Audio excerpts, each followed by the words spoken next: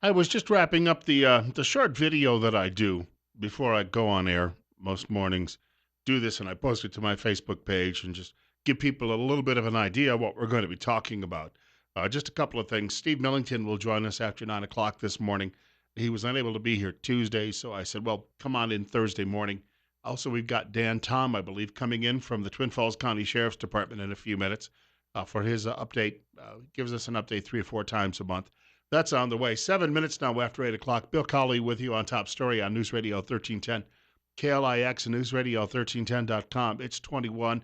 Quick note, James Mattis is testifying right now. This is going to be a breeze for him as far as his confirmation as defense secretary. This will be a lot easier than what the other folks have been going through the last couple of days, simply because who is going to challenge Mattis with his background? Ain't going to happen. Let's just be honest about that. Meanwhile, the Republicans in Washington still don't know whose team some of these people are on. Yesterday, some of the questions Marco Rubio, well, he's running for president again at some point, that he was asking of Rex Tillerson, the nominee for the State Department, you could see the other Republicans cringing, and it's like, little Marco, shut up. Republicans, because they don't often have other people to battle with, end up battling amongst themselves. Of course, now you've got the majority in both houses in Washington and a president who's going to be a Republican. But it happens in Idaho, too. And I'm citing a column I saw at the Spokesman Review this morning, which is obviously in Washington State, but it covers northern Idaho. Betsy Z. Russell is the writer of this. And here we go again. During the elections last year, first of all, what gets me is Republicans sometimes tend to overlook the fact that it's the voters who decide. The voters decide. We had a woman who won a primary election, Christy Zitto, against a longtime veteran Republican legislator, and she did it by campaigning cleanly. She didn't call anyone any names. She was very nice about it. She was very direct about it. She won by double digits. And yet there were Republicans in her own party then who would not talk with her because they wouldn't speak to her. They would ignore her at gatherings. I'm not telling you this because it was shared with me. I witnessed it. Again, she won the primary by double digits. So that meant more Republicans in her district decided that she was the better choice at this point than Rich Wills. Then she went into the general election and she won 3/4 of the vote there. Now, I don't know about you, but that would tell me that the number of people who showed up to vote decided she was the far better candidate twice. And yet, Republicans, I brought this up. I had lunch a few weeks ago with a retired state legislator, and I mentioned this story, and the legislator said, well, you got a lot more people sometimes in Boise who are, and this comes from a Republican too, you got a lot more people in Boise sometimes who are more worried about their own power than they are about anything else. And when one of their fellow legislators goes down in defeat, then they start to get a little uncomfortable themselves. Most of the time, the incumbents win. We've had this argument multiple times on the air when it comes to Mike Simpson. And I pointed out, well, if you really want to get rid of him, then put up somebody who can beat him. And people say, well, we did have a good candidate. Well, once, maybe twice.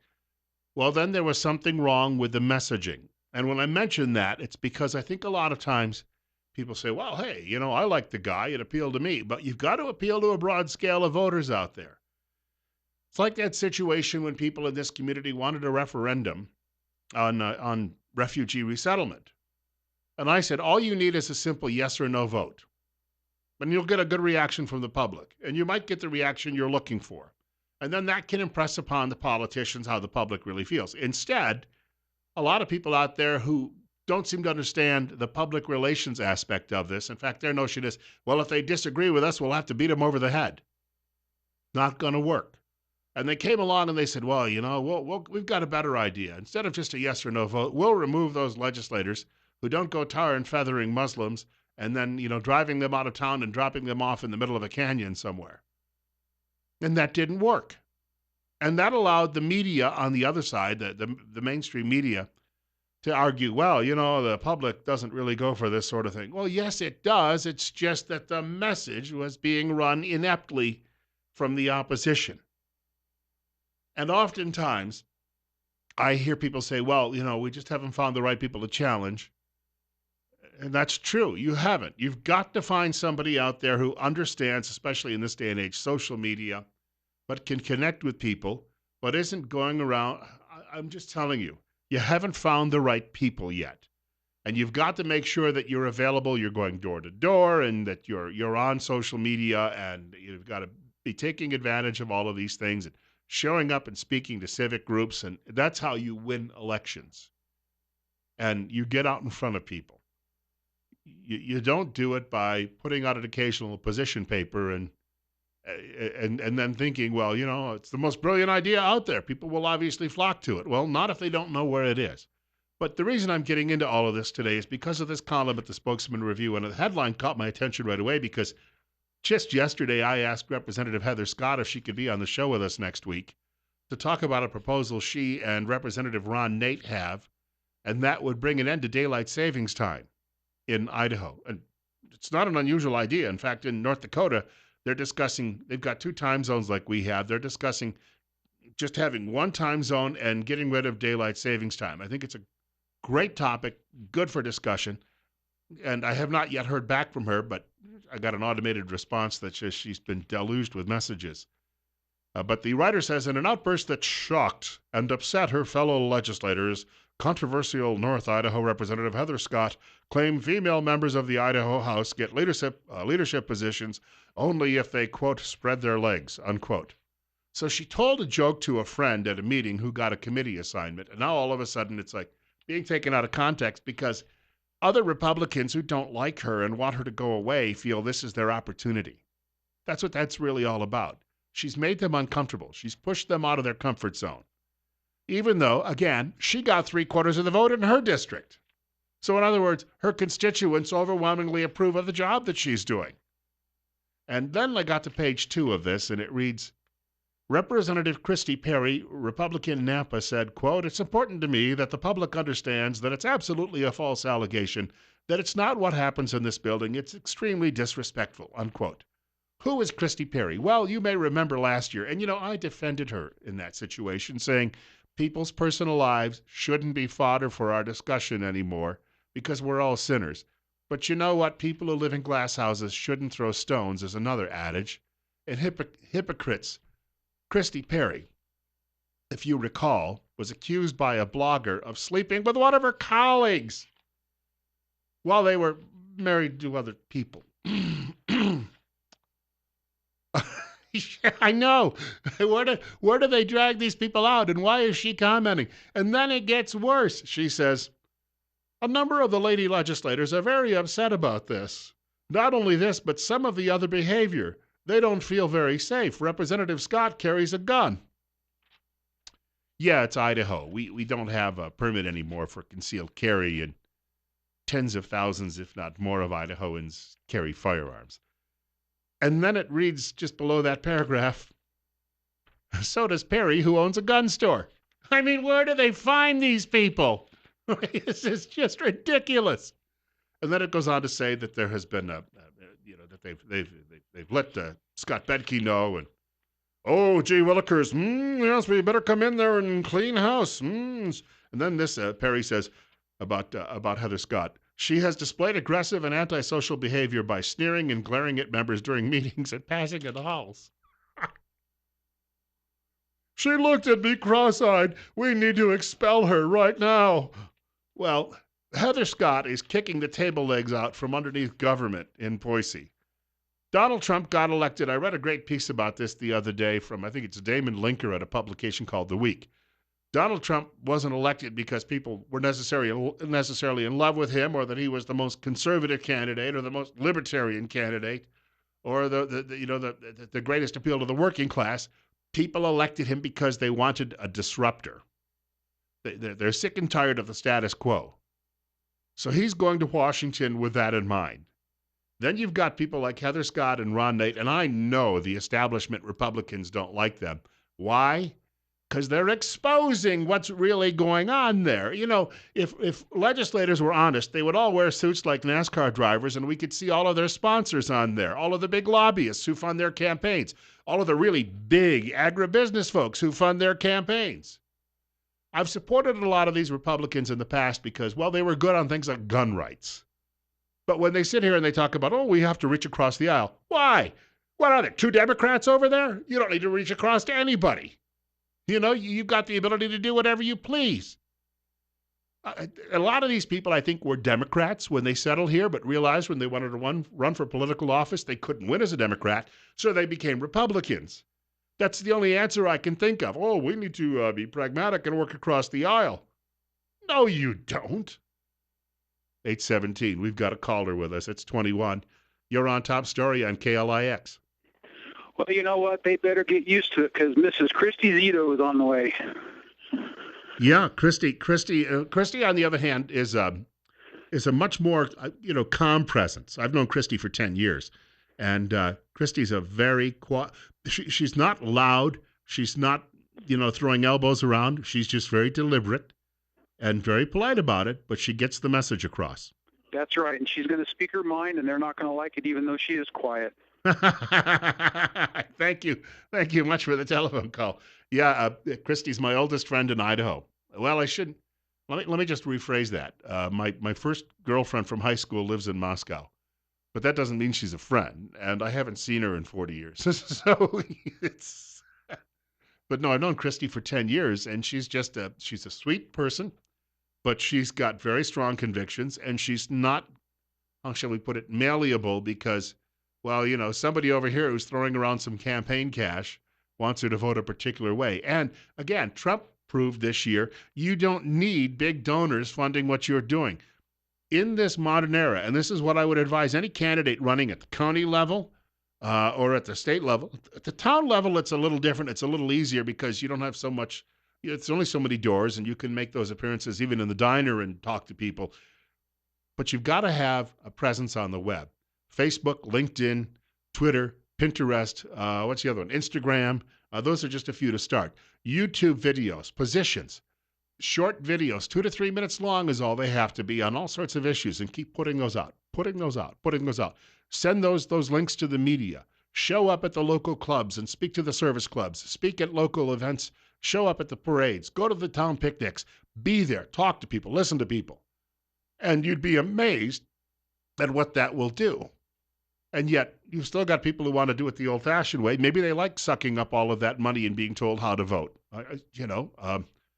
There's also another legislator who's making some noise. He's a freshman. He was elected from up in I believe, the Lewiston area. No, Moscow. Close enough, right? Well, they may not agree with that there. But his name's Dan Foreman. I want to talk about him in a couple of minutes because he's already annoying the Democrats to no end. One of them, in fact, she went so far as to say that freshman legislators need to keep their mouths shut.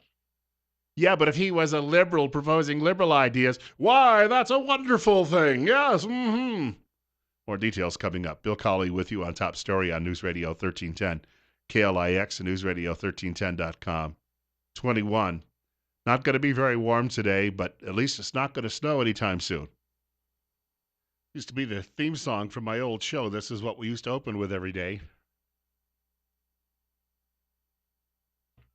Taking care of business. TCB. Bill Colley with you on Top Story on News Radio 1310, KLIX and newsradio1310.com. 823. Right now we've got 21. I wanted to mention my friends at Waddell and Reed. I have to point out that yesterday we got busy with the Trump message, so I want to mention Waddell and Reed a couple of times today. Waddell and Reed has been in business 80 years, opening in 1937. It's one of the oldest firms to offer mutual funds, and in fact, they own 2 and manage 2 mutual fund families. Conservative nature is how they invest for people, and they know what they're doing. Look, they've been in business 80 years. How could you even question that? They help build proper expectations, build plans around clients' needs and goals. Nobody is obviously the same. I mean, everybody, you walk down the street, you see people who look different and, or differently, and understand that they may think differently too. Waddell and Reed will help people manage money, and they take the planning personally. Wanted to point out right now it's still at 21. I don't think we're going to see a huge shift in the temperature during the course of the show today. Unlike some of the last few days where it was like you're watching somebody throw a knuckleball. It was bouncing all over the place. I was mentioning this fellow Dan Foreman a few minutes ago.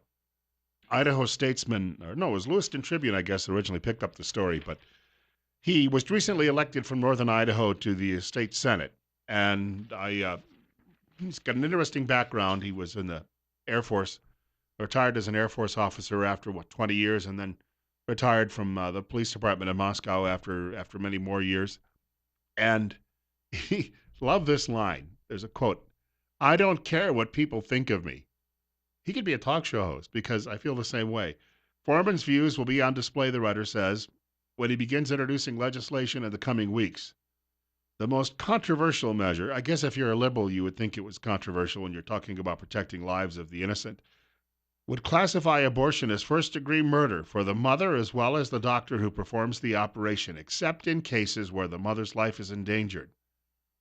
And he went on to say, I don't want to tell a woman what to do with her body, and neither should the government, but using that same logic, how could a woman tell her unborn child it has to die? Who represents the child?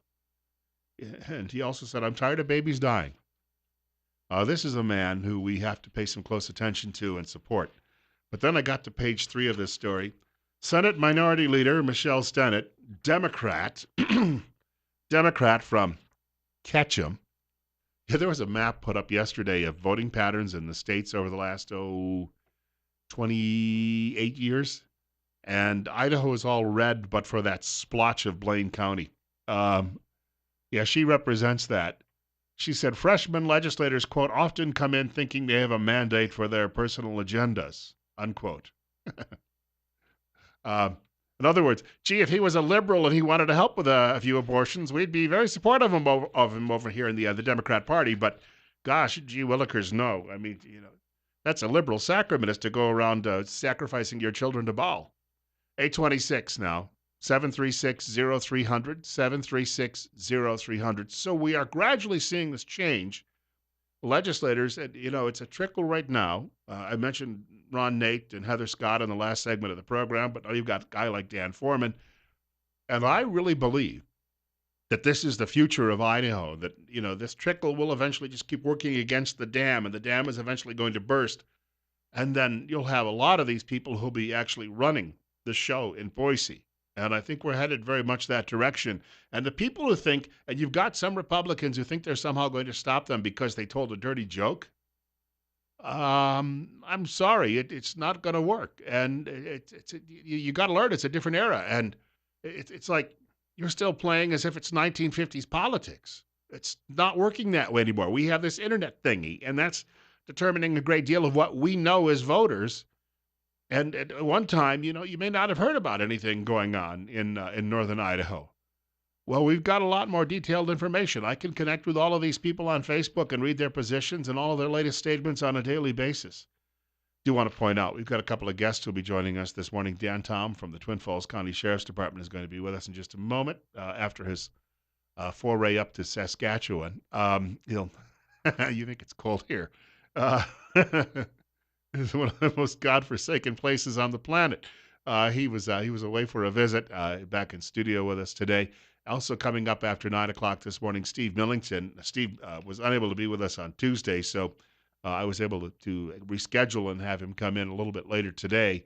And we'll be talking some Republican Party politics with him, as well as some of his reflections, perhaps, on what's going on in Washington. Ben Carson's opening statement is taking place right now.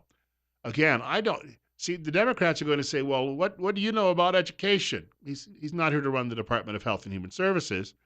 He's the nominee for the Department of Education, which he would like to actually close down. He could be the last secretary of that department. But when they say, what do you know about education? Well, let's see.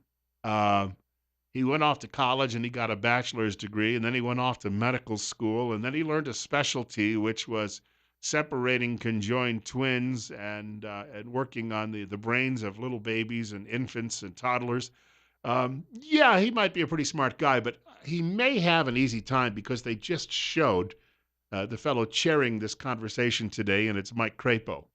And I don't think Mike Crapo is going to get in Ben Carson's way. You may have a couple of Democrats out there who are going to be angry because Carson is also a Christian, but I don't think it's going to fly very far today. Speaking of our senators, in a short while, too, uh, Jim Risch really silenced some of the people yesterday claiming about Russian election hacking. I've got a clip from his comments in a Senate hearing. If we get time, I want to share that today as well. Here's the thing: the mainstream media, 49 times, somebody counted this up the other day, has mentioned that the election was hacked by the Russians. Nobody hacked the election. What they did was they hacked emails from the Democrat National Committee, which is an entirely different thing.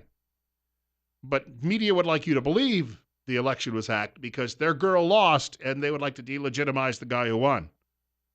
It's 8:30. We've got 20. Bill Colley with you on Top Story on News Radio 1310 KLIX and newsradio1310.com. Okay, computers sometimes have minds of their own. And but as I was mentioning, the prodigal Republican chairman has returned. You were away for a few days. Yeah. And you know, I really do try real hard to see to it that my Tuesday mornings are unobstructed because I have this ongoing commitment here with you and your show. And I absolutely could not get around that thing to save me from falling off a cliff. Now, we're going to talk a little bit about the event you had last weekend, but first, and I'm not going to put you on the spot if there are things you can't talk about. I understand that. But I was reading this from the Spokesman Review this morning, the story about Heather Scott from the columnist Betsy Russell. And when I got to page 2 of it, look, I defended Christy Perry publicly in a newspaper column a few months ago. She's a representative from Nampa because she was a blogger. A blogger said that she was having an affair or had had an affair with another legislator. And I thought, you know what? What people do in their personal lives, we have way too much of this voyeurism going on. And I said, you know what? It doesn't have any impact on how they legislate. We should leave it alone. That was my view at the time. And I realize some people think, no, we should take that into account. But look, we've had Bill Clinton in office, and we've had John Kennedy in office, and Lyndon Johnson in office, and Ronald Reagan was the first divorce president. And so we go through all of these. Look, politicians, like everybody else, are sinners when it comes to their personal lives. It's just the nature of people. But to have her as the spokesperson on this for the Republicans taking on Heather Scott, especially this part when she said that people don't feel safe because Heather Scott carries a gun, but then it says so does Perry, who owns a gun store. There's a little bit sometimes too much hypocrisy going on here, and people who live in glass houses shouldn't be throwing stones. And I'll tell you what, I know a lot of Republicans may not like Heather Scott, but her constituents love her, and she has. No matter what they've tried to throw at her, backing her Democrat opponent or whatever else, she still racks up enormous vote totals. So she's obviously speaking for a certain element of the people in Idaho. And this notion, other than the fact she told a dirty joke that they made somebody uncomfortable, it strikes me that somebody is just thinking, aha, this is finally our opportunity to get rid of her because nothing else has worked. And this is a fool's errand. You know, I think you're right from the standpoint that people who live in glass houses should not throw rocks. Bad idea. And I think Heather Scott has taken on a very high profile position, and as a result, she finds herself, quote, living in a glass house, unquote. Now, it doesn't mean that she needs to reduce or diminish or do away with her own personal ideals.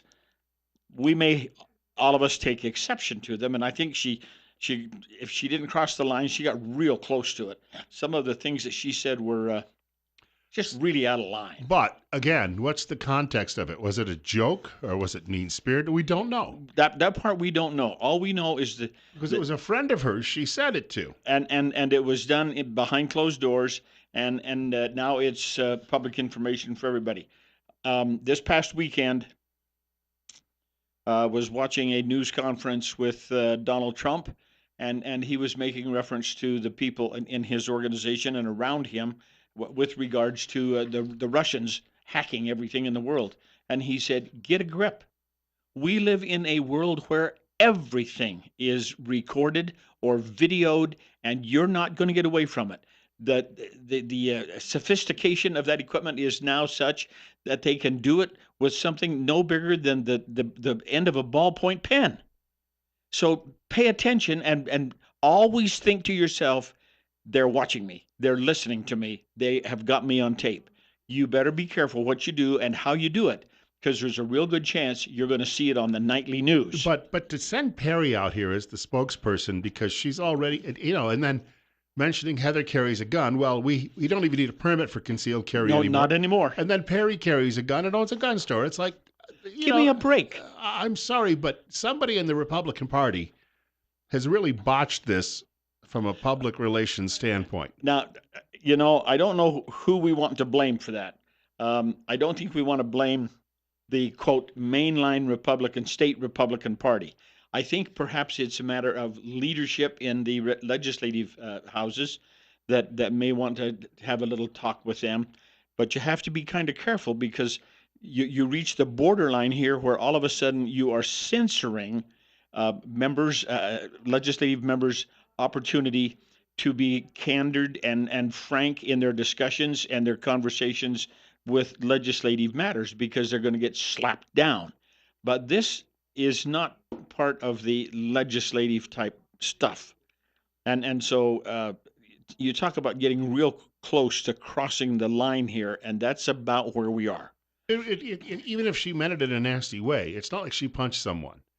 But to have a legislator come out who has already been accused of actually sleeping with someone to run her down for making the comment. Yeah. Again, doesn't anybody think this through? How this? I'm telling you right now, you're going to make if they throw the book at Heather Scott, they're only going to make her stronger, especially in northern Idaho, and give her a bigger platform. And she well could end up running for a bigger office, and because of that, she could be even a bigger thorn in the sides to these people. One of the factors that we have in the state of Idaho, because we are so large geographically, and actually it's worse than just being a large geographical state. We are almost disjointed. You got the little panhandle up in the north, and quite frankly, they're more